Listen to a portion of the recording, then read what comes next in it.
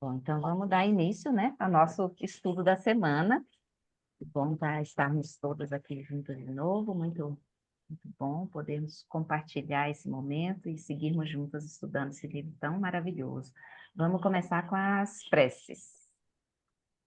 Compartilhar a tela, preces iniciais. Então, antes de fazermos efetivamente as preces, vamos tomar 3 respirações suaves, profundas, recolhendo a nossa atenção do que foi, do que pode vir a ser, recolhendo a nossa energia também, todos os movimentos que já fizemos durante o dia, todas as preocupações, trazendo essa mente e o coração com uma qualidade serena, aberta e presente. Nós nos conectamos com a presença de Guru Rinpoche para fazermos juntos a prece de 7 linhas.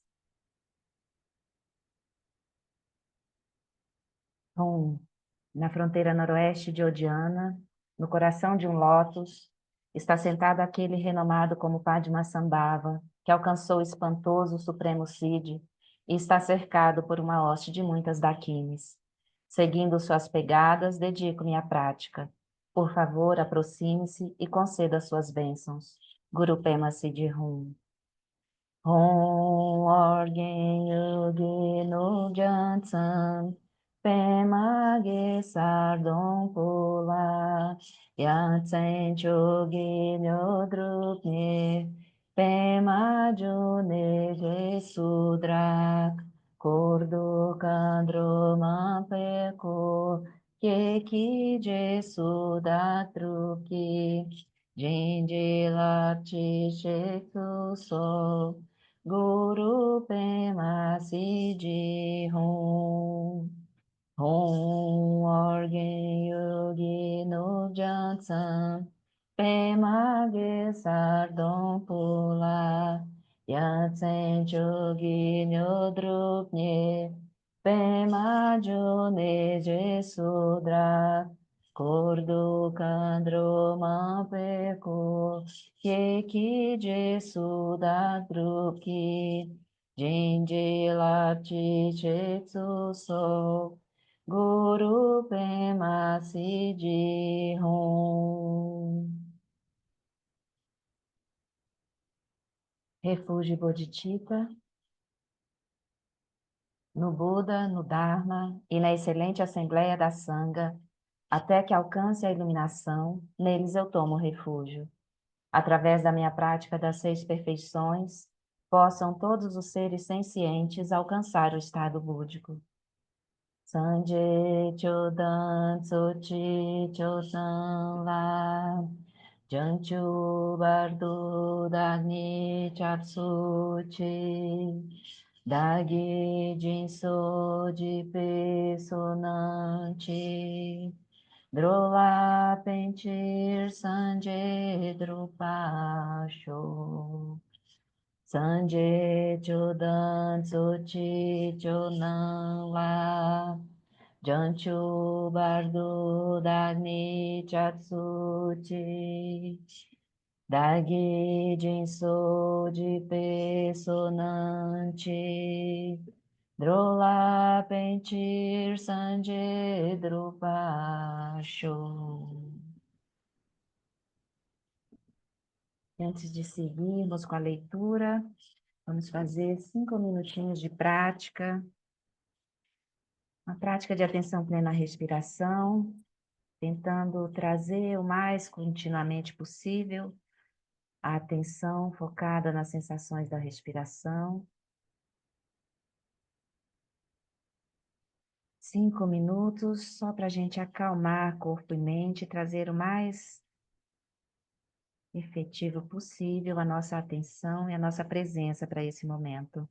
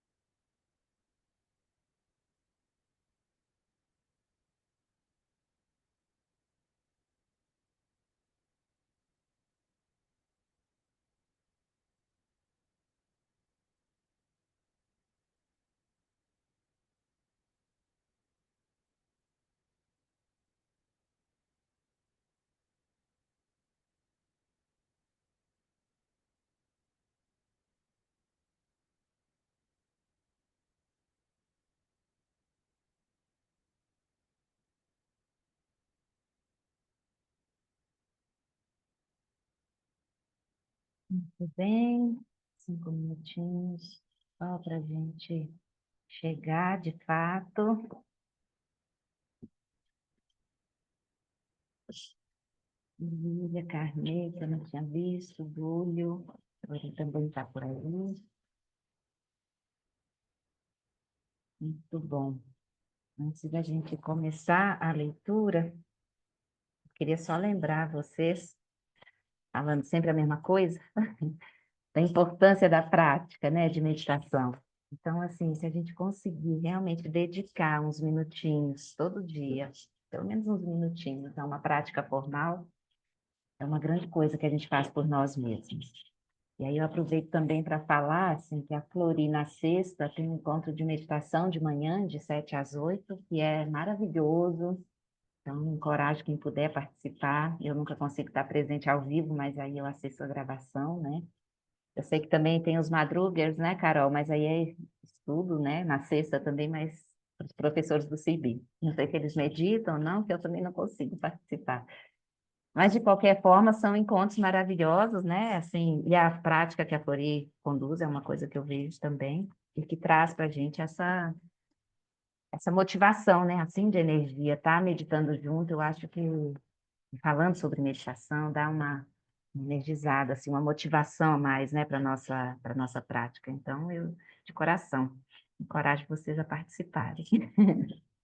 Dito isso, vou abrir aqui o nosso livro para a gente ver onde a gente está, e aí compartilhar com vocês um pouquinho do que eu pensei para hoje. Então, a gente parou na semana passada nesse subtítulo que a gente vai entrar agora, que é a sabedoria, a afirmação da sabedoria intuitiva. Mas antes disso, eu queria só comentar com vocês, a gente leu na semana passada, né, comentou a fundação da ética, e aí eu queria só lembrar a vocês, assim, uma coisa super importante, que no ano passado, durante todo o ano passado, oi, Ed, tudo bem, querido? A cada vez que o Lama emergia do retiro dele, né, ele veio trazer para a gente ensinamentos sobre aquela matriz sextupla que ele tem ensinado lá no CCA, ele tem ensinado para os alunos, né? Então, eu queria mostrar aqui na tela só para a gente lembrar um pouco também de como isso que a gente está falando agora, né? Aqui lendo até agora, isso está perfeitamente alinhado com aquilo que o Lama tem nos ensinado, né? Deixa eu compartilhar aqui rapidinho. Então, ele tem falado sobre essa matriz sextupla do equilíbrio mental, né? E a gente tem, durante todo o ano passado, nos domingos, a gente viu os ensinamentos que o Lama trouxe sobre essa matriz sextupla. E aí começa com o equilíbrio conativo, e aqui está muito alinhado com o ponto inicial da nossa jornada aqui nas quatro incomensuráveis, quando a gente se dá conta das quatro nobres verdades, né? A realidade do sofrimento, e aí a gente vê que há uma possibilidade de sair desse caminho que a gente trilhou até hoje, né? Caminho que é aflitivo, que é sofrido, que causa sofrimentos para nós e para os outros. Então, quando a gente reconhece essa possibilidade de sair do caminho, nós realmente acendemos assim a chama dessa motivação intensa de se lançar no caminho que nos conduz a essa liberação completa, né? E quando a gente reconhece isso, se põe realmente no caminho, tem esse desejo genuíno de alcançar a liberação, a gente parte daí no equilíbrio conativo, né? Essa é a base do equilíbrio conativo, esse anseio de seguir o caminho para o benefício. A princípio, a gente começa com uma ideação, assim, um desejo mais autocentrado, né? De reconhecer as causas das nossas próprias aflições, para a gente poder cortar essas causas pela raiz. Mas aí, nesse percurso, a gente percebe que reconhecendo as causas das aflições em nós, nós seremos capazes também de ajudar outros a reconhecerem as causas das aflições em si e cortarem pela raiz esse sofrimento, né? Então, a base do equilíbrio conativo é essa, a gente se lança no caminho com esse anseio, esse desejo realmente profundo, genuíno de liberar do sofrimento. E aí, quando a gente reconhece essa possibilidade, a gente reconhece que a gente pode se desenvolver a ponto de ajudar outras pessoas. E aí, a bodhicitta, esse desejo de liberar para poder ajudar outros, a bodhicitta passa a ser a nossa motivação básica, né? A nossa motivação mais genuína, assim, mais profunda. Então, isso é basicamente o equilíbrio conativo. E aí, depois do equilíbrio conativo, depois um modo didático, né, mas não é de forma alguma separado, ou independente, né, vem o equilíbrio ético. E aí o Lama fala aqui sobre esse equilíbrio ético que está perfeitamente, obviamente, alinhado àquilo que nós lemos, né, na semana passada. Eu vou ler a tradução, gente, porque eu prefiro do que traduzir aqui, porque corre risco de eu falar besteira. Então, já deixei traduzido aqui para a gente, só para a gente ler o que o Lama, dentro dessa matriz sextupla, o que ele fala, né, sobre equilíbrio ético. Então, ele diz assim que a segunda dimensão do equilíbrio mental centra-se no cultivo da ética, da conduta saudável. O equilíbrio ético inclui saber como atuar de forma a contribuir para o bem-estar social e ambiental. Isso inclui escolhas que mantêm a harmonia das nossas famílias, comunidades e nações, bem como as nossas relações internacionais. O equilíbrio ético também significa que cultivamos a harmonia na ecosfera, aprendendo a manter uma economia sustentável sem contribuir para a degradação ambiental. A inteligência ética não é simplesmente uma questão de saber. Baseia-se em princípios de regulação e equilíbrio interiores e requer desenvolvimento, discernimento, adaptação e aplicação dos nossos valores interiores a princípios éticos na nossa vida cotidiana. Ter sempre em mente os nossos princípios éticos é o significado fundamental do termo atenção plena, ou seja, ter em mente as formas pelas quais podemos levar uma vida não violenta e benevolente. Na semana passada, a Flor comentou isso com a gente, né? A gente não se esquecer da nossa motivação, né? De cultivar essa mente não violenta, né? Baseada naquelas 10 ações que a gente vai evitar. De acordo com o pensamento budista, o cultivo da inteligência ética inclui o desenvolvimento de 3 aspectos da ética.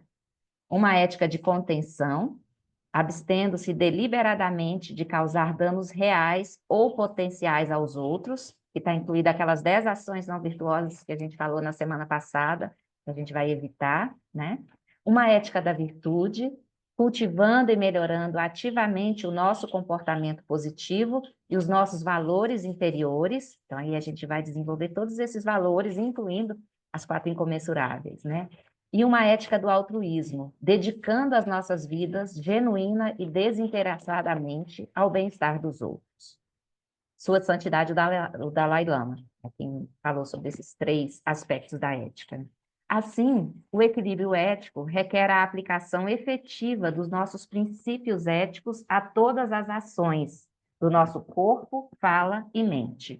Ou seja, aplicamos a inteligência ética às nossas ações físicas exteriores, à forma como falamos e à forma como pensamos e desenvolvemos as nossas intenções em ações. Eventualmente, à medida que prestamos uma atenção cada vez mais vigilante às nossas ações, pode tornar-se evidente se a mente é ou não a fonte primária de tudo o que fazemos e dizemos. É um aspecto que a gente comentou na semana passada, e a Flor bem nos lembrou, né, da mente como esse monarca que tudo cria, na linguagem que o Lama também usa em alguns retiros, né? Se a nossa mente ela está tomada por aflições, obviamente o nosso pensamento, a nossa fala e as nossas ações, elas vão ser motivadas por aflição e certamente pode causar dano, sofrimento a nós e aos outros, né? Então, se a nossa mente está saturada por essa percepção, essa clareza de que uma conduta ética é fundamental para o nosso caminho, para o caminho espiritual que nós escolhemos trilhar, se a nossa mente está saturada por esses valores éticos, naturalmente, a nossa fala e a nossa ação vão ser expressão dessa mente saturada por valores éticos, né? Então, a gente vai tentar, assim, com muita gentileza, muita amorosidade, mas tentar trazer o mais presente possível esses valores para nossa mente e nosso coração, para que a nossa fala e a nossa ação expressem esses valores que nos apoiam no caminho espiritual que a gente escolheu trilhar, né? Então, é só para a gente relembrar um pouquinho do que a gente viu na semana passada, e a partir daqui, sigo aí com essa afirmação da sabedoria intuitiva que o Lama vai trazer para a gente. Tudo bem? Aninha? Aninha e Carmê são meus desaceleradores de fala, né? De tempo, não. Então, se eu estiver atropelada, Vocês me dêem um sinal, eu preciso desse sinal. Vou compartilhar, então, o texto, tá? Para gente, o livro, para a gente seguir a leitura.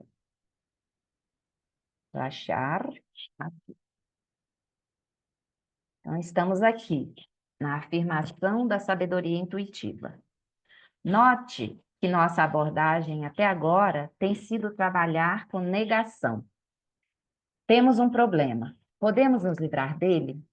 Podemos nos livrar da delusão, da instabilidade, do autocentramento, dos ferimentos e assim por diante? Podemos eliminar o sofrimento da nossa experiência? Você termina com uma ausência, a ausência do sofrimento. A vantagem de começar com essa abordagem para pessoas que são muito críticas e céticas é que você começa com algo que elas conhecem. Você provavelmente não tem. Espera lá, rapidinho. Você provavelmente não tem dúvida,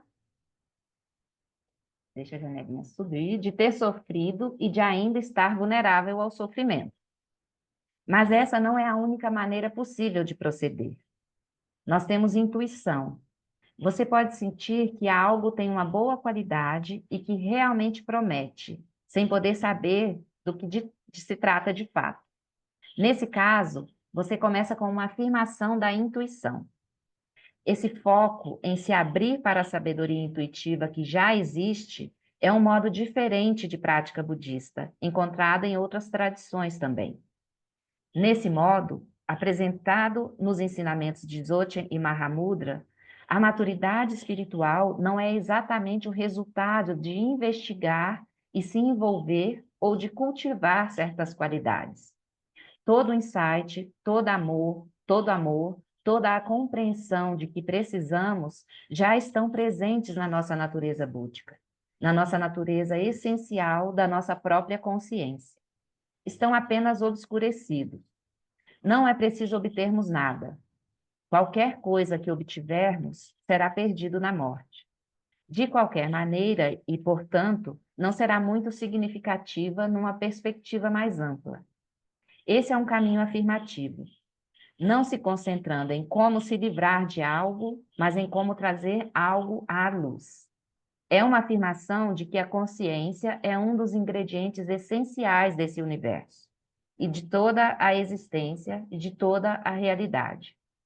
A consciência de todo ser senciente tem um potencial ilimitado de compaixão, sabedoria e poder. Toda a vida, e mais explicitamente toda a prática espiritual, se destina a revelar esse potencial. Então, a gente começa aqui com o Lama dizendo assim, que a gente sabe do sofrimento, né? A gente sabe que a gente já sofreu e que a gente está vulnerável ao sofrimento. Se a gente for muito cético, assim, a gente não tiver uma confiança muito grande ainda no caminho, a gente vai reconhecer essa realidade de sofrimento, reconhecer que nós ainda estamos vulneráveis a esse sofrimento, e a partir daí nós vamos trilhar nosso caminho, reconhecendo aquilo que nos causa mais sofrimento, mais aflições, então as ações não virtuosas que a gente falou na semana passada. Se a gente observar bem, se a gente faz essas ações, elas geram mais aflições para a nossa mente. Então, a gente vai reconhecer isso e vai fazer o quê? A partir desse reconhecimento, evitar algumas coisas e cultivar outras. Cultivar as virtudes, compaixão, bondade amorosa, generosidade, alegria, equanimidade. A gente vai cultivar tudo isso, porque a gente sabe que isso nos faz bem e nos apoia no caminho. É uma forma de seguir o caminho.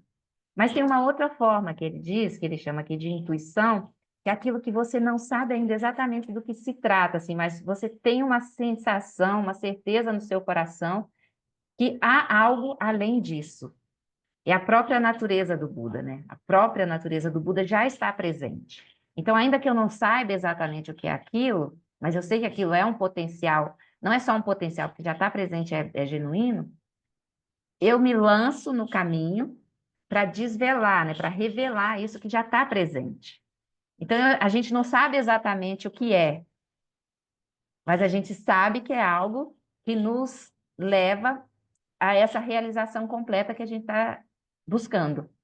Então, tem não é só uma intuição de sentir esse algo presente, mas é também de uma questão de confiança naquilo que a gente está ouvindo, aprendendo, praticando e sentindo no nosso caminho.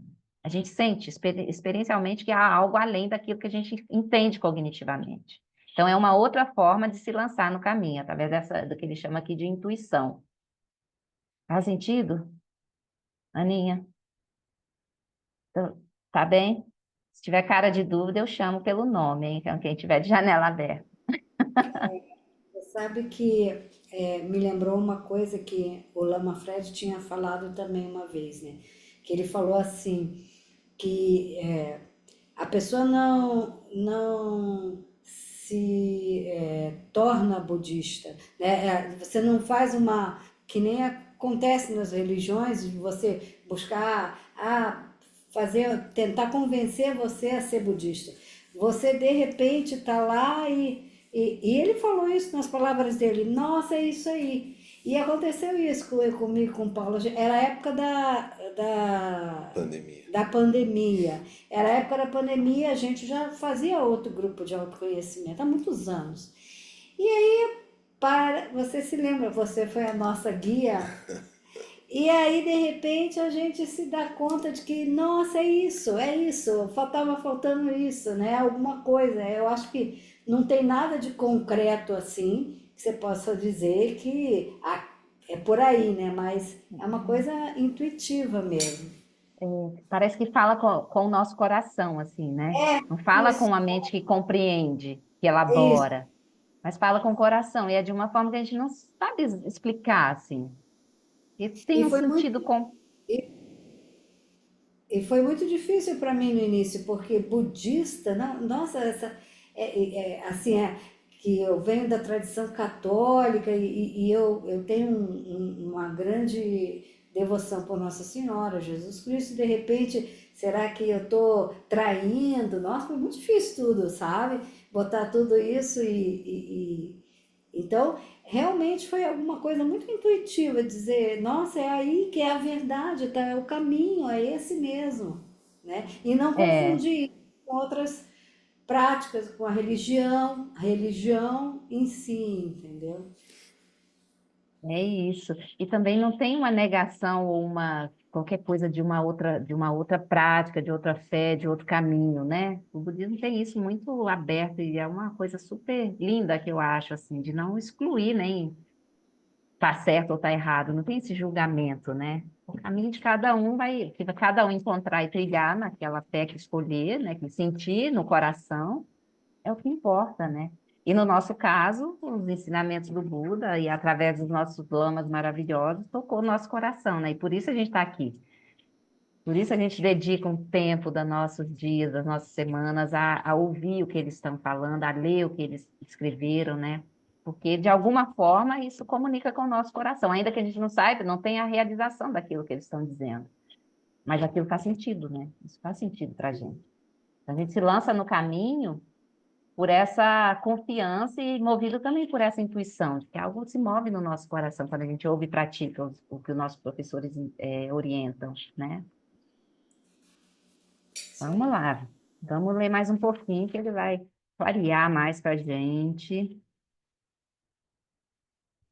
Nesse caso, você começa com uma afirmação da intuição. Ah, não, então marquei lá na frente. Aí. O Buda ofereceu uma metáfora para isso, no qual comparou os seres sencientes como nós a átomos. Dentro de cada átomo há um Buda. O Buda que está manifestamente presente tem apenas uma tarefa: pegar uma marreta Vajra e abrir esses átomos, fazendo com que aquilo que estava latente se torne agora manifesto. Tá? É isso que os nossos professores fazem com a gente, né?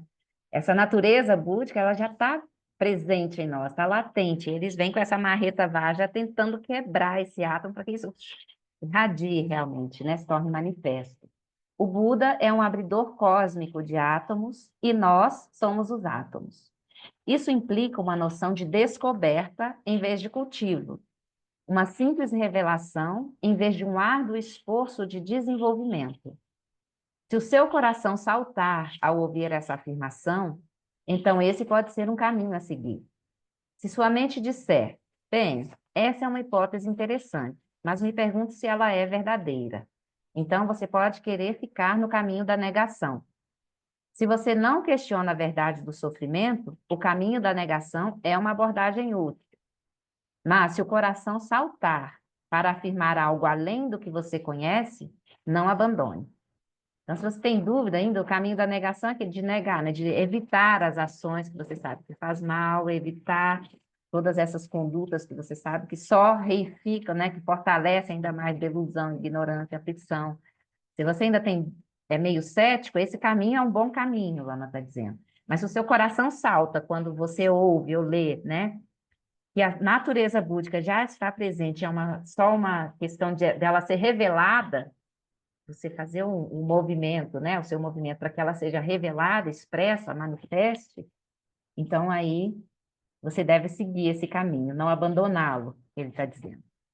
A questão, então, passa a ser: como podemos desvelar esse potencial da mente e descobrir a sabedoria, a compaixão e o poder do espírito? Então, se no nosso coração a gente já sente que isso é verdade, como é que a gente vai fazer para que isso se manifeste? O que impede a refulgência dessa natureza do Buda? Então, ele vai dizer para a gente o que impede. Coisas como ferir pessoas, difamar, abusar, mentir, roubar e matar impedem que ela surja. Abandone essas ações e, dessa forma, a natureza búdica terá uma chance melhor de brilhar. O que mais a impede? Ter uma mente muito dispersa e embotada, uma mente que oscila entre agitação e torpor, ou uma mente que está presa na noção ridícula de que o próprio bem-estar é uma questão completamente individual, para a qual o bem-estar de todos os outros seres é irrelevante. Isso é um grande obscurecimento. Evidentemente, não corresponde à verdade. Seria bom se livrar disso. A gente já está dando para a gente aqui o beabá do negócio, né, gente? É só a gente seguir a orientação. A noção de que eu existo como um ego autônomo, separado e isolado dos outros, como um homúnculo, também obscurece a mente. Se pudermos nos livrar de tudo isso e permitir que a natureza búdica surja espontaneamente, esse caminho culminará no florescimento completo de nossas vidas e de nossas mentes, na completa manifestação da joia no lótus que esteve presente o tempo todo. Então, a gente vai... O que que obscurece essa nossa natureza, né? O Lama está falando de forma muito didática e muito fácil para a gente entender, né? Todas essas ações não virtuosas, tudo isso que aflige a nossa mente, obscurece a nossa natureza búdica. Então, se a gente sabe disso, por que que a gente vai alimentar o que aflige a mente, né? Não faz o menor sentido. Então, a gente deve abandonar tudo isso. E da mesma forma, a gente não reconhecer, só um segundinho, Anete, já te passo, não reconhecer essa natureza interdependente, a gente se vê como um ser completamente independente, autônomo, é um equívoco maior deles, né? E aí, se você se vê dessa forma, é preciso pensar, refletir, meditar, para conseguir ultrapassar esse obscurecimento. Porque ele realmente nos coloca em desconexão de todo o resto, né? Então, é preciso se livrar desse obscurecimento, que é muito, muito grave, vamos dizer assim, né? Sim, Anete? Era só uma observação. Eu tenho achado muito dificuldade nesses momentos que a gente está vivendo no mundo, de tanta involução, sabe? De uma desumanização impressionante, numa velocidade muito grande. E aí isso tem me afligido enormemente, sabe? Então eu me coloquei numa posição, num compromisso meu, de acordar mais cedo ainda e fazer, para eu sair dessas aflições, eu meditar e tentar meditar mais vezes. Eu tenho feito um retiro do Lama, estou seguindo ele todinho, do Lama Alam. Calma, Anete. Só para... Esse aqui, peraí, que eu não consigo gravar o nome dele. É uma recente, a gente já fez até meditações dele. esse meditação, esse aqui, transmissão a é um Tá, que tá, foi feito opa, já há 8 anos, tá, lá no tudo bem, TED. bem. Eu não Aham, sei o nome do retiro, não tem problema. mas eu estou fazendo essas, seguindo, e além de fazer o aplicativo do Lojong, ele tem Uhum, uma meditação de Tonglen. Ele uhum, tem várias meditações de Tonglen que são muito interessantes, e é uma maneira que eu achei de eu me acalmar, porque a única coisa que eu posso fazer, eu me sinto assim, impotente de frear essa avalanche de desumanidade, sabe? Essa perseguição às pessoas diversas. sim, Isso aí está me deixando extremamente aflita e sem possibilidade. Eu não tenho mesmo possibilidade de frear. Então, a única sim. possibilidade que eu vi, porque eu também não queria ficar sem agir, foi Uhum, ampliar meu compromisso de meditar e de fazer Tonglen, porque eu sim, acho que é a única coisa que eu posso dar neste momento. sim. Eu não tenho força política para isso, não tenho, né? É, Era isso, só queria essa, é, compartilhar minha aflição com vocês. obrigada, Nete. Eu acho que é uma aflição compartilhada, não só compartilhada por você nesse momento, mas compartilhada por todos, se não pela maioria de nós, que é realmente uma sensação de impotência diante de tudo que está acontecendo no mundo, né? E numa curva crescente, ascendente ainda, né? Então a gente não tem força política, a gente não tem muito o que fazer no termo de grande volume ou grande escala, né? Mas eu acho que um pouco que a gente puder fazer, primeiro dentro da nossa prática, porque também se a gente se aflige, a gente não ajuda e não se ajuda, né? A gente se perde nas aflições, e aí a gente se perde e sofre. Então, as práticas de meditação, elas vêm para nos dar essa ancoragem, assim, né, no caminho, especialmente nesse nosso potencial básico e limitado, que a gente ainda não reconhece, mas que está presente. Então, quando a gente faz as práticas, traz para a gente uma dimensão da gente estar oferecendo aquilo que a gente tem nesse momento, que é possível oferecer. Então, a prática de Tonglen é uma prática maravilhosa nesses momentos. Se você consegue fazer, fantástico, faça. Eu acho que as práticas de Guru Yoga também ajudam muito, sabe? Porque a gente se conecta diretamente com essa fonte, assim, de sabedoria, né? E aí, quando a gente está muito arrastado pelas aflições, por essa sensação de impotência, né? Se conectar com a mente do Guru, com a sabedoria do Guru, ajuda muito também a gente a se conectar com a sua própria sabedoria já presente, né? Então, é uma prática também que eu acho muito válida para esses momentos. E aí, dentro do nosso círculo mais próximo, a gente faz o que é possível, né?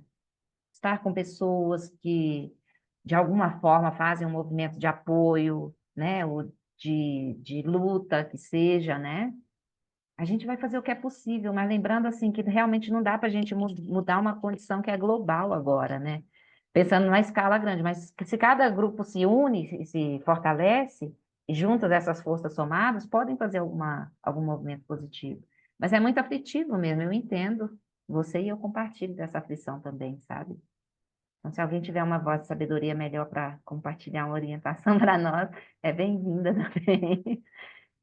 É duro, vivemos tempos duros, por isso a gente ainda, eu acho assim, que a gente precisa, sabendo que esse caminho é um caminho de liberação e que vai nos trazer uma possibilidade de auxílio menos, na verdade, desestruturado dessa trama de aflição que a gente tem, né?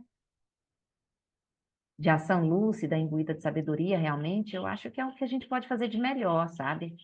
Cultivar isso em nós, para a gente saber o que fazer lá fora, fazer efetivamente pelos outros.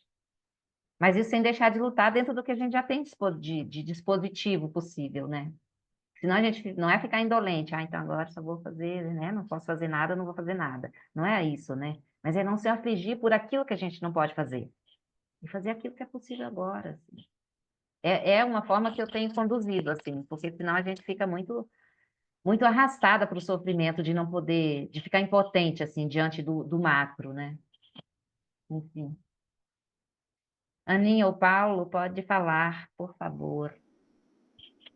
Eu queria agradecer a Nete também e compartilhar dessa luta, mas acho que um caminho importante que a gente precisa ter sempre claro é que agir no samsara para combater os problemas do samsara a partir da própria estrutura samsárica não vai dar muito certo.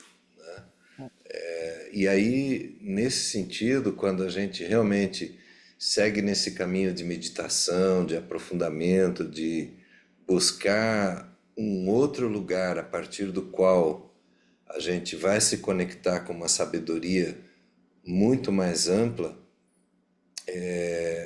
isso pode parecer uma coisa muito teórica, muito abstrata, mas eu posso dizer que no meu caso pessoal, em alguns momentos de sofrimento mais agudo, parece que uma mágica acontece, algo diferente acontece que talvez nesse caminho da intuição aí se descortine alguma forma, né? Mas com certeza não vai ser a partir da nossa base sansárica que a gente vai conseguir fazer uma ação muito melhor do que aquelas ações limitadas de uma ajuda pequena aqui, uma ajuda pequena ali. De qualquer maneira, pegando esse gancho aqui, ele ainda é casado comigo, porque eu queria fazer um movimento nas redes sociais com uma blusa branca dizendo basta, em preto, um ponto de exclamação, independente de qualquer partido político, isso e aquilo. Valores éticos, morais, basta de confusão. É sério, eu queria fazer, botar uma blusa branca assim, basta. Me lembrei muito do Alan Wallace, que gosta dessa É, palavra. E aí o Paulo veio com essa coisa toda, mas eu gostaria de sair nas ruas com botar nas redes sociais, basta, que você de todo mundo se levanta para um carnaval, para jogo de pelada em Corinthians e sabe lá o Deus. Poxa, se esse povo todo se levanta por uma causa certa, basta de confusão, basta disso, né? Vamos fazer a coisa certa. Já pensou como é que seria bom? Enfim, né? É seria isso. fantástico, Aninha, seria fantástico. Mas esse que é o ponto, né? As pessoas não estão dispostas a olhar para além dessa rede de aflição que está operando na mente delas. Não tá, porque para falar basta, precisa reconhecer que tem uma trama enlouquecida dentro da própria mente que está criando esse monte de conflito, né? Mas as pessoas estão interessadas em defender seus pontos de vista e não abrir espaço nem para ouvir, considerar um ponto de vista diferente do próprio delas, né? Eu acho que a sua campanha seria maravilhosa. Eu já quero uma camiseta dessa também.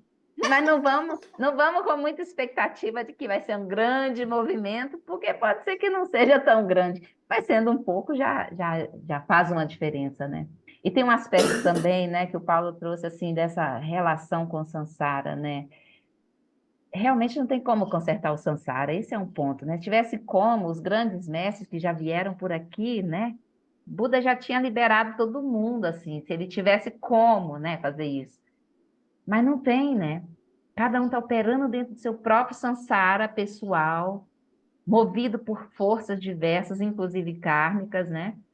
E não tem muito o que a gente fazer se o próprio indivíduo não faz, né? Mas, ao mesmo tempo, tem o que a gente fazer dentro daquilo que é possível de apoio para essas minorias que estão sendo massacradas, né? Estão tentando cada vez mais massacrar ainda mais. Não só as minorias, principalmente, mas tá uma avalanche sinistra vindo por aí, né? Então, a gente precisa estar atento, presente e unidos, né? Eu acho que esse é um ponto, assim, para a gente estar unidos naquilo que a gente acredita, mas no nosso caso aqui especialmente, unidos nesse processo de praticar e de não se separar da mente do guru, sabe?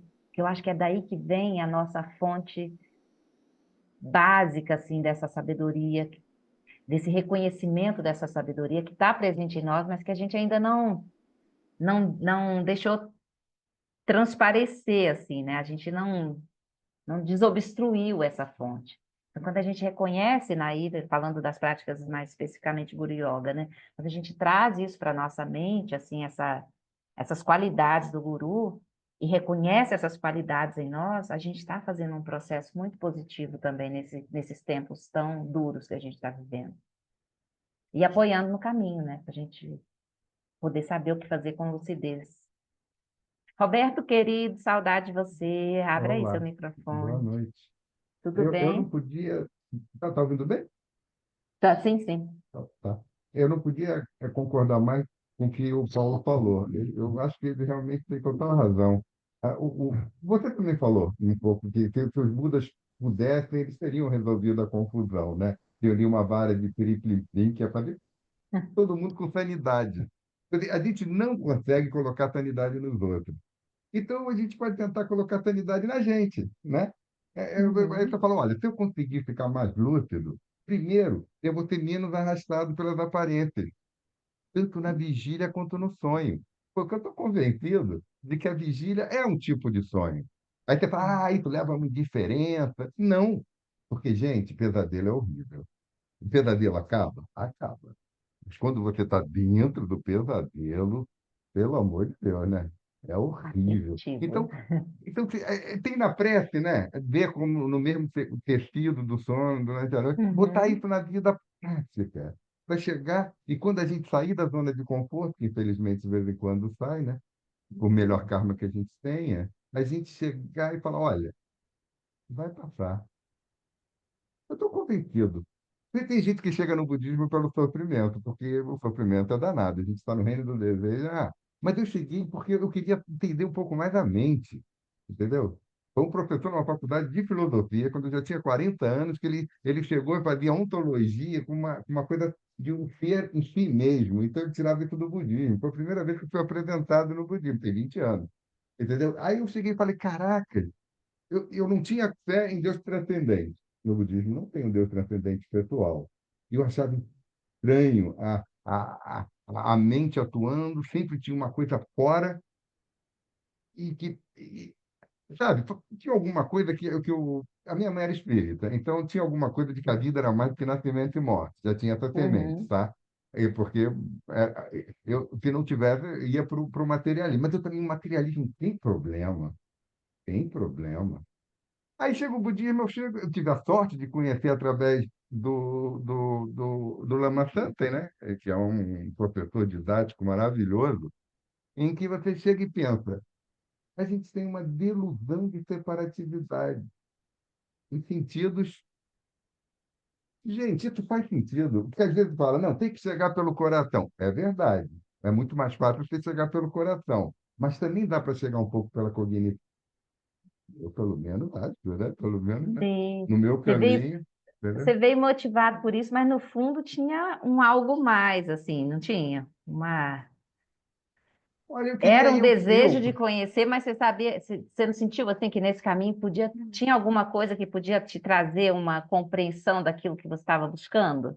sim, exatamente. Porque o que é aquela ideia, por exemplo, espírita tradicional, que é uma que eu já sei um pouco mais, de que o ser humano foi criado livre e ignorante, porém dotado de livre-arbítrio, que Deus criou.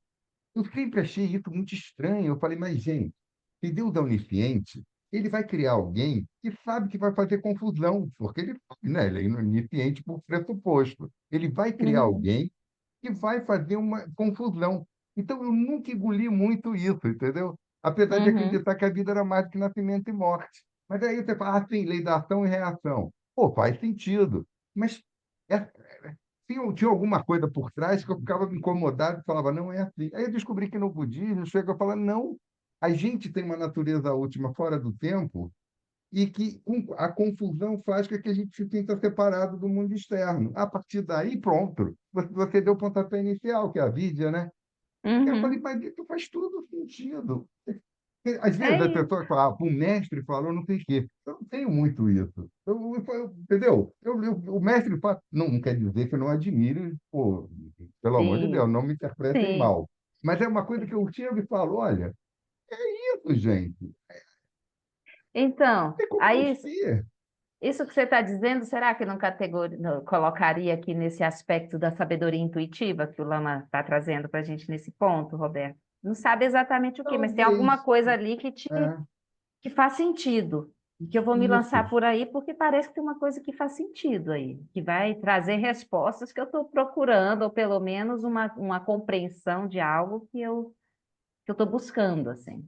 E Aline, aí depois dessa aí vai para um outro lado. Aí já depois um pouco, eu já cheguei à conclusão que muda a minha mente, muda o mundo externo. Eu não tinha isso Uhum, ainda, porque eu ainda estava num realismo de que achava que eu, né, queria ter uma vida uhum, melhor para mim e para os outros no mundo que eu encontrava. Aí eu já fiquei convencido de que o mundo é muito mais mágico do que a gente imagina. O que sim, a gente está sempre encontrando o próprio karma.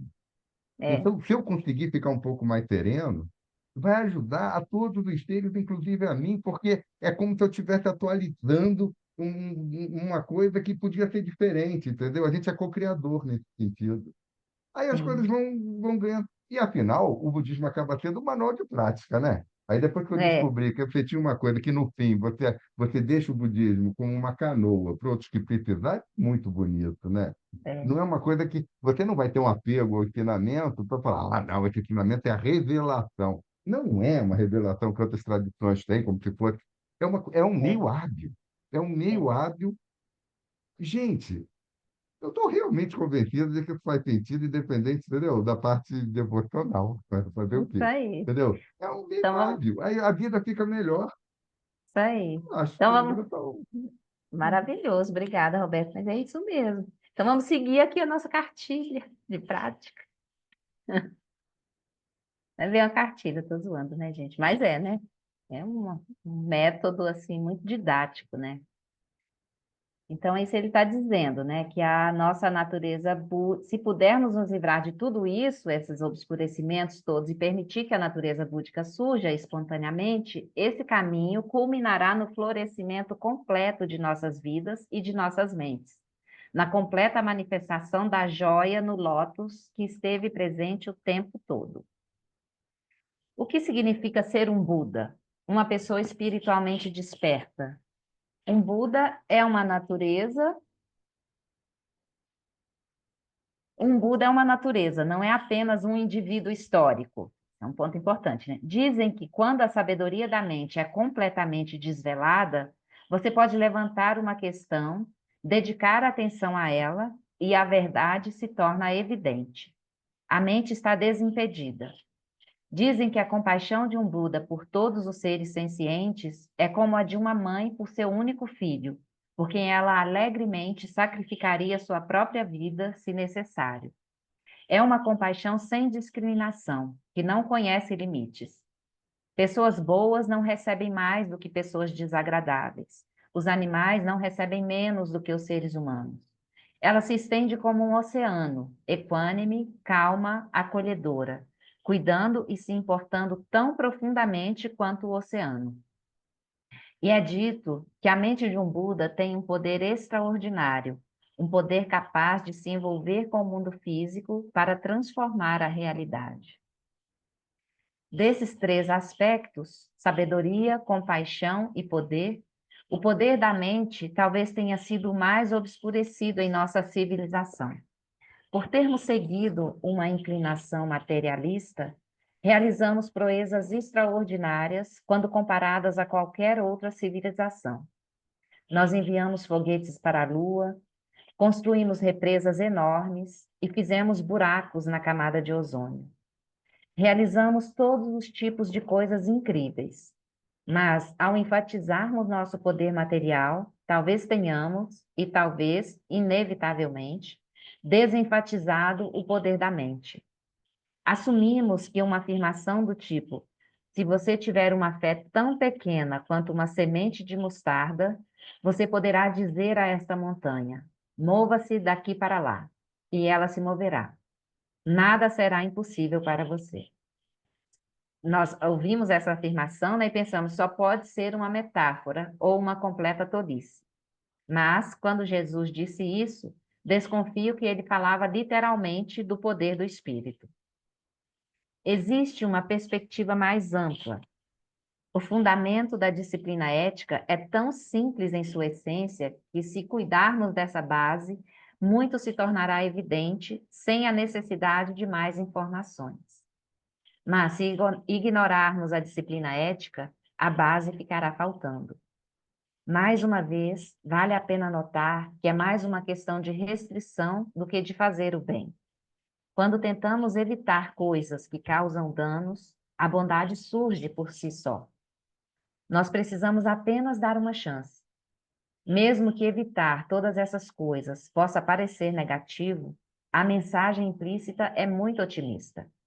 Evite danos e a qualidade virtuosa interna começará a transbordar.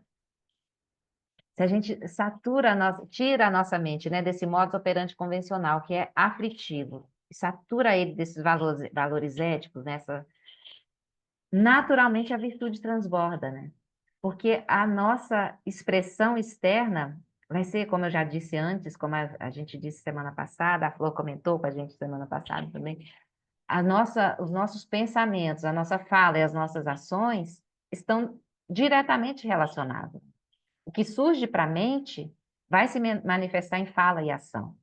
Então, se a nossa mente está saturada de aflição, é bem possível que nossa fala e ação também seja nesse sentido, aflitiva, de gerar sofrimento. Ou de não conseguir, né, atenuar o sofrimento. Mas se nós estamos realmente convictos de que essa base ética é importante, se a gente saturar a nossa mente desses valores éticos, naturalmente a virtude vai brotar, né? A gente deixa de agir baseado numa expectativa autocentrada e reconhece essa interdependência de tudo e todos, naturalmente a gente vai considerar os outros nas nossas escolhas e nas nossas ações também, né? Então, é a base do caminho, né? Então, se a gente evita danos, a qualidade virtuosa interna começa a transbordar.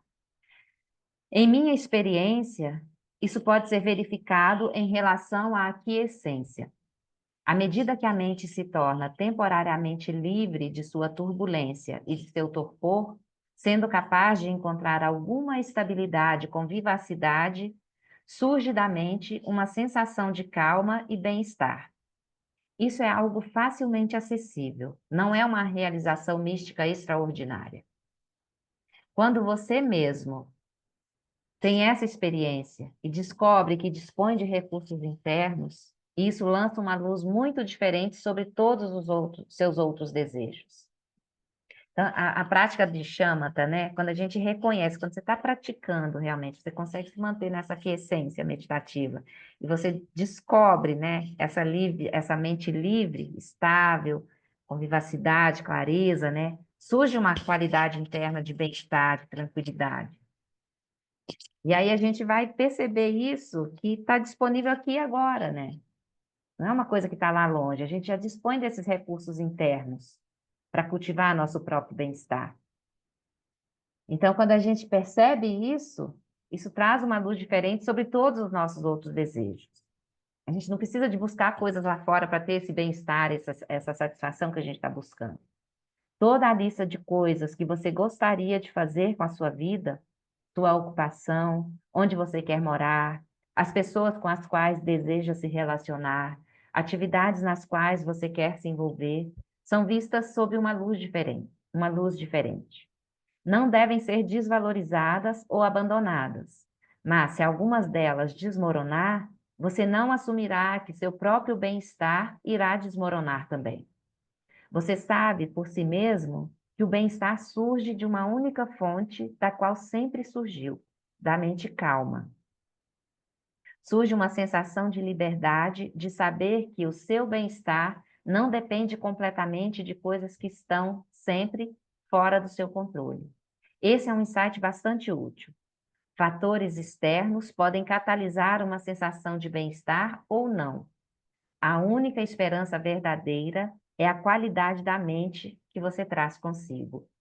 Aí acho que foi bem uma resposta também, um comentário para a gente, baseado no que a Anete compartilhou, né? Acho que vem bem nesse sentido também. Por isso, né, mais uma vez, a escolha que você fez de se dedicar às práticas, ao Tonglen, né, e a todo esse caminho, eu acho que é por aí mesmo, Anete, também, né? Acho que ele traz um comentário, né, uma orientação para a gente nesse sentido. Tudo bem aqui, gente? Nesse ponto da sabedoria intuitiva. Flor, você está aí? Quer falar com nós? Fiquei meio atrapalhada aqui porque eu recebi uma ligação e não acompanhei um pouco aqui e não tinha feito uma leitura prévia, não, eu prefiro ficar quietinha, tá bem. Tranquilo, mas que bom que você está aí com a gente. Obrigada, amada. Tudo bem, gente? Estamos indo aqui juntas, né? Compartilhando, compreendendo e num ritmo possível e adequado, Aninha. Tá bom, né?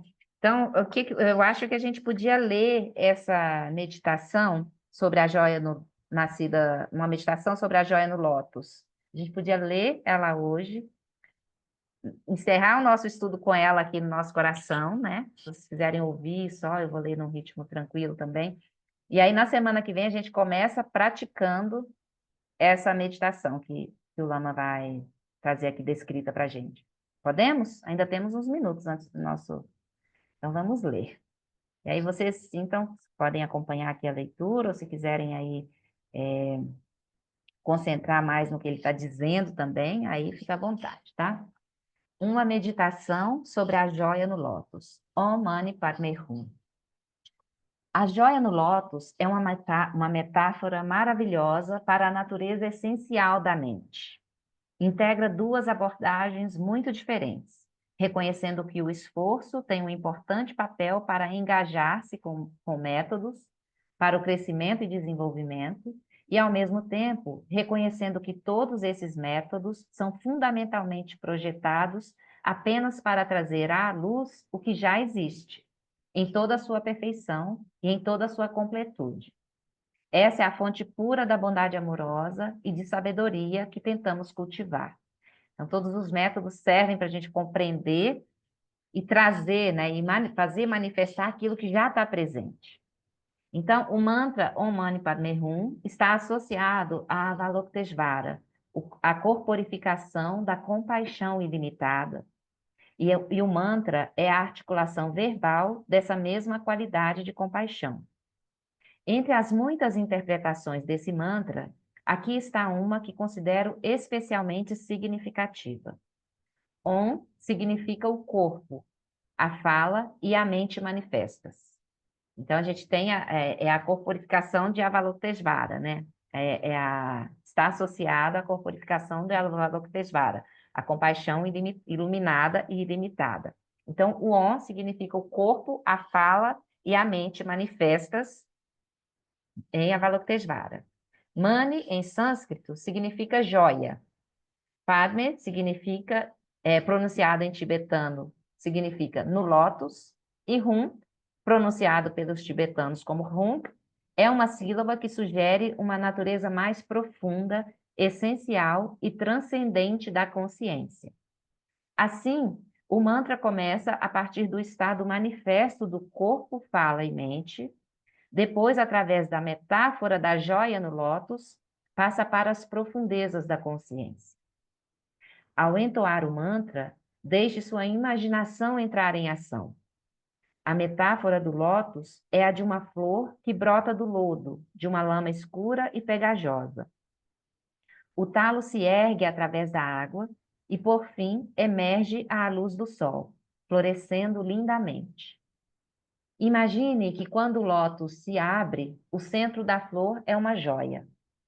O lótus é o desdobramento das nossas vidas, a evolução do nosso próprio corpo, fala e mente, nosso amadurecimento espiritual, vida após vida, nosso desenvolvimento em direção à iluminação.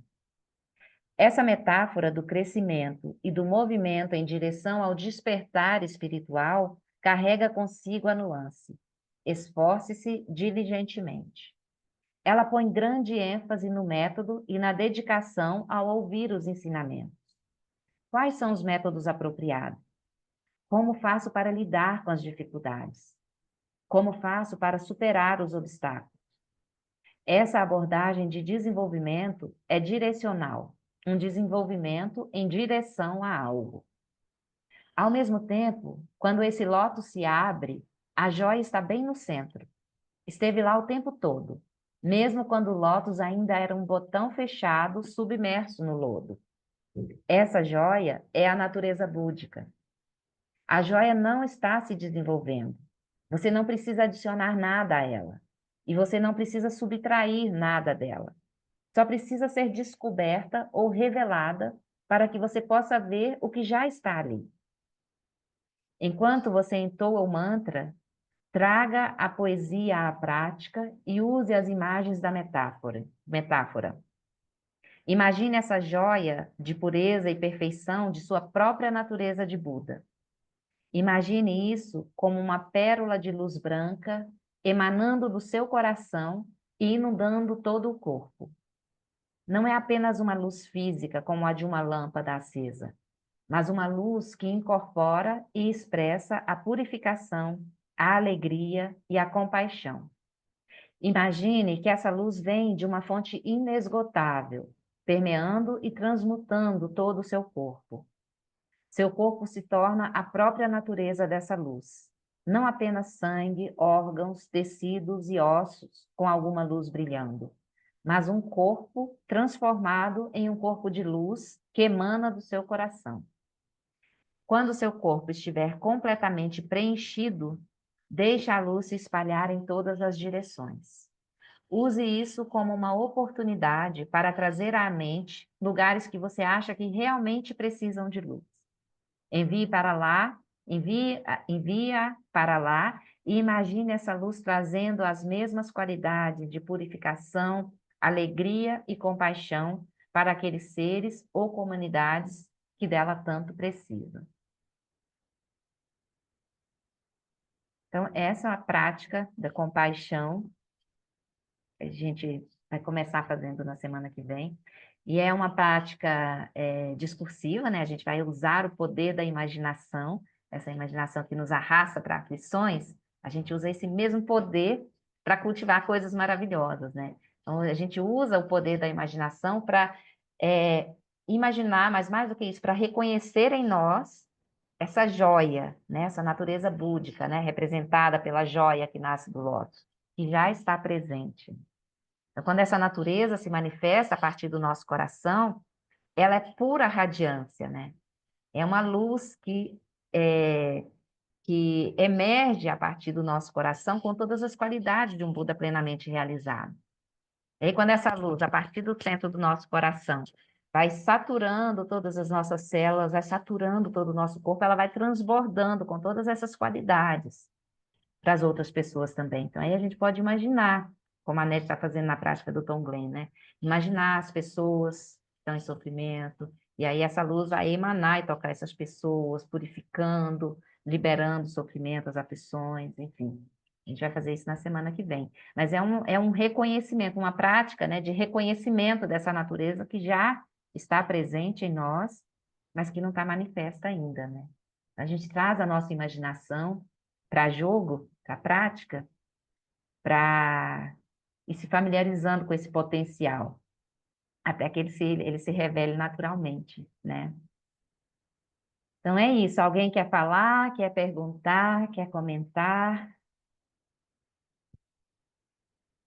Nadinha? Hoje eu que estou falando muito ou vocês estão falando pouco? Acho que são 7h43 ainda, mas acho que a gente deixa essas perguntas e respostas para a semana que vem, depois da nossa prática, né? E aí hoje a gente vai encerrar por aqui, então eu deixo com vocês essa sugestão, assim, de não precisa ser uma prática longa, uma coisa, né, enorme, mas se vocês quiserem, puderem reler esse pedacinho, né, onde o Lama está explicando desse nascimento do lótus, né, o caule do lótus que surge desse lago, né, de lodo, significa o nosso próprio surgimento, né, nesse lago de sofrimento, de tantas aflições, e aí ele vence tudo isso e começa a desabrochar, né, e a gente vai esse desabrochar essas pétalas, representando também cada uma dos métodos que a gente usa, enfim, de tudo que a gente tem feito para reconhecer a nossa própria natureza, né, então a gente vai reconhecendo esse potencial até que essas pétalas se abrem E no interior dessa flor linda, você pode imaginar a flor de lótus mais linda que você puder, assim, tá uma joia perfeita, brilhando, né? Radiante, luminosa. E ela já estava presente ali.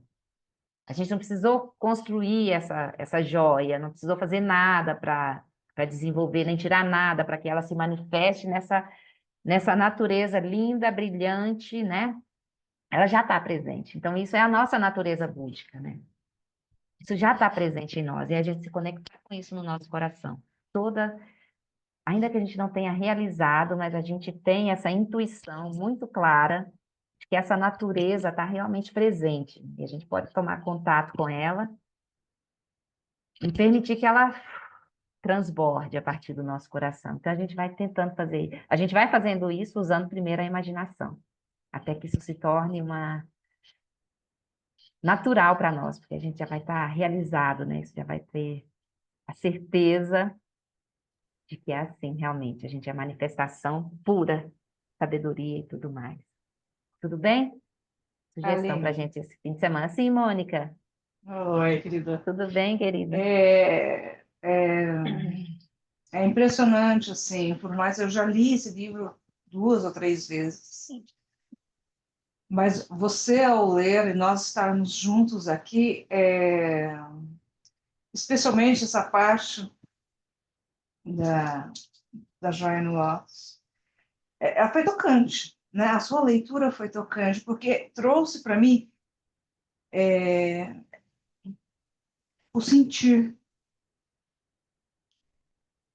Bom, Porque o que é mais difícil, sempre foi muito difícil para mim, foi quando fala assim, olha, a fé, né? Quando ele trouxe aquela passagem de Jesus falando da fé, eu falei, poxa, mas como que você tem fé? Mas como que eu vou saber que eu estou sentindo fé?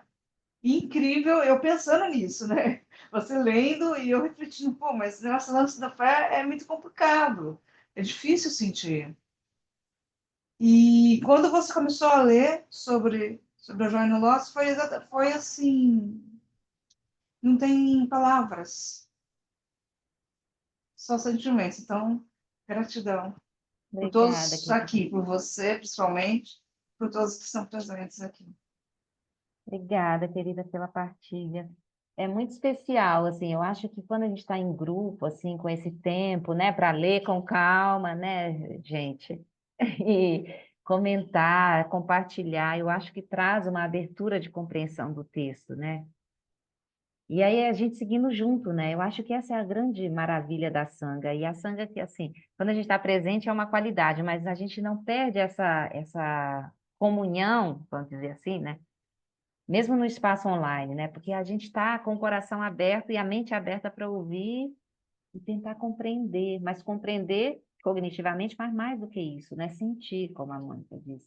Eu acho que isso é a nossa proposta, assim, é por isso que a gente se reúne, né? E é muito precioso. Eu particularmente, também, assim, quando eu leio um livro sozinha, é uma experiência. Quando eu leio em grupo, né, ouvindo outras explicações, é outra experiência. Aí, quando eu tenho que eu falar, aí é outra experiência ainda, né? Porque eu acho que a energia do grupo também, né, traz uma abertura de compreensão para o que está no texto. Então, é muito precioso que a gente tenha essa oportunidade de se reunir para ler e contemplar juntos. Eu agradeço a vocês por estarem aqui também me ouvindo, né? Mas mais que isso, eu sempre digo, eu estou aqui para abrir a sala e eu puxo o grupo, mas é sempre a gente está seguindo junto, né? Seguindo junto para reconhecer essa nossa natureza, né, gente? Já chega, já basta de tanta confusão, né, Aninha? Já basta. Então, vamos reconhecer, fazer todo o movimento para a gente estar mais próximo possível, mais em contato possível com isso que já está presente em nós, né? Isso que é o mais precioso. A gente não está buscando uma coisa lá fora impossível de se alcançar. A gente está tentando só revelar que é algo que já está presente. E muitas vezes a gente sente isso presente. Só que a gente ainda não tem a estabilidade, aí a gente perde. Aí a gente volta de novo, chama, que essência, insight, vai até que isso se torna nossa natureza, assim, nossa ação natural. É o que eu desejo para todos nós, né? Todas nós. O Ed já foi. Então, vamos dedicar os méritos do nosso estudo, das nossas práticas, né? Vamos trazer na nossa mente, no nosso coração, todos os seres que estão nesse momento passando por qualquer tipo de aflição, qualquer tipo de dificuldade, aqueles que estão sofrendo com a ação dos outros, aqueles que estão agindo de forma equivocada e causando sofrimento.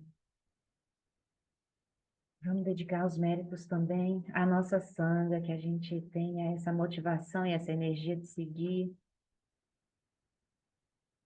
praticando os ensinamentos, e para o nosso próprio caminho, que nós consigamos reconhecer essa natureza búdica presente.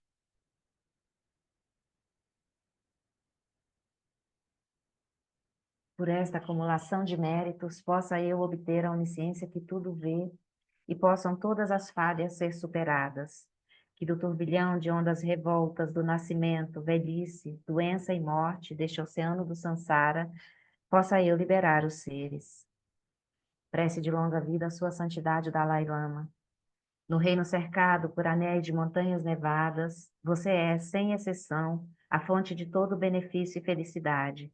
Poderoso Avalokiteshvara, Senhor da compaixão, Tenzin Gyatso, que seus pés de lótus permaneçam firmes por centenas de éons. Prece de longa vida ao Lama Alan Wallace. Que o professor Shakyamuni, o grande Vajradhara, e aquele que sustenta os mistérios de todos os Jinas, Padmasambhava, possam firmar os pés de lótus daqueles que sustentam os ensinamentos e fazem com que os feitos do Buda brilhem como o sol e a lua. Aquele que derrama uma grande chuva de amor sobre seres em terras distantes e sustenta-os com o néctar dos ensinamentos do Buda. Aquele ilimitadamente afortunado, o grande ser conhecido como Alan Wallace, possa sua vida ser longa. Em Jambudvipa em geral e especialmente no Ocidente, você ilumina os ensinamentos dos Jinas como a luz do sol. Ó Mestre, possam sua longevidade e seus feitos ser muito extensos, e possa você guiar todos os seres no caminho da liberação.